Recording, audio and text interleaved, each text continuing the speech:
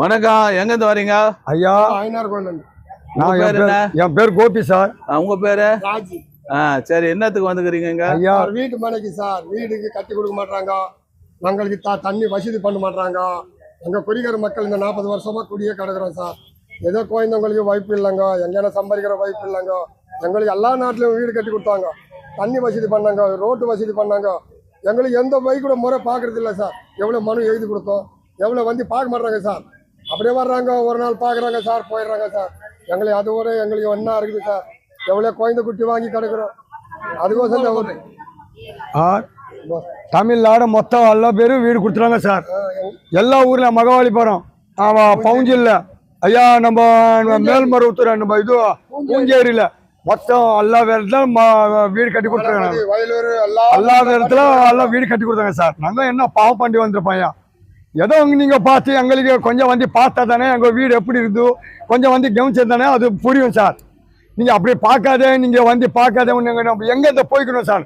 ஒரு நாள் வர்றாங்க, பார்த்துட்டு கிளம்பிடுறாங்க, அவ்வளவுதான் சார். போனா சார் பாக்குறாங்க, வந்தாங்க பாக்குறாங்க, கிளம்பிடுறாங்க, செய்யலாம்னு சொல்லிட்டு போயிடுறாங்க சார். அதுக்கு மேல எல்லா நாட்டுல கட்டி கொடுத்துட்டாங்க. எங்க குறிக்கிற மக்களுக்கு எல்லா ஊர்லயும் கட்டி கொடுத்துருக்காங்க.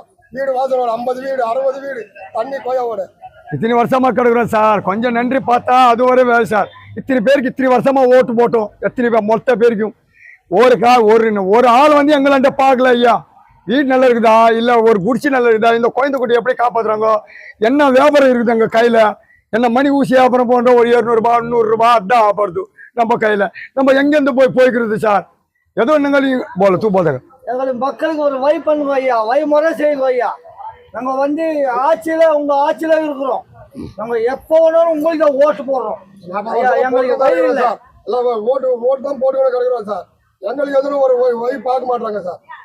அதுதான் ஐயா போனோம் சார். இத்தனை வருஷமா சார் முடி கூட பயிற்சி போச்சு சார். ஒரு வீட்டுல படுக்கிறதுக்கு ஆசை வருது சார். இவங்க எல்லாம் வயசு ஆகி போச்சு சார். 1000 வயசு கூட ஆகி போச்சு. ஒரு வீடு கட்டி கொடுத்தா ஏதோ படுத்துட்டு கம்மி போயிடலாம். இருக்க முடியும் சார். இவ்வளவு குழந்தை சும்மாதான் போக போறோம்.